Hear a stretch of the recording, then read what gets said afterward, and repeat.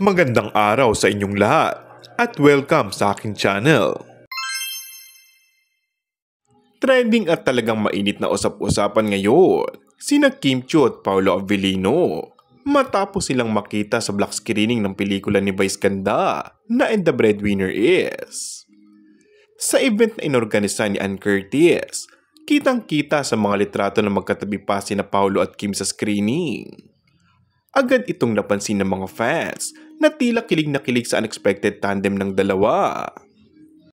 Ang bongga nga dahil say ng mga fans ay tila patapang ng patapang ang rumored couple sa kanilang mga ganap.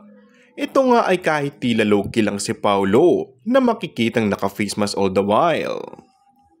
Sa kanyang Instagram stories, nagbahagi rin si Kim ng photo collage kung saan kasama niya sina Ann, Vice Ganda at Paolo Avellino. Sa caption, nagpahayag si Kim ng taos-pusong pagbati para kay Vice. Iba ka sa pelikulang ito ma. Congratulations! A winner indeed. Ang dami mong kayang gawin. Ang galing-galing. Thank you for representing all the breadwinners sa pamilya, lalo na sa pamilyang Pilipino.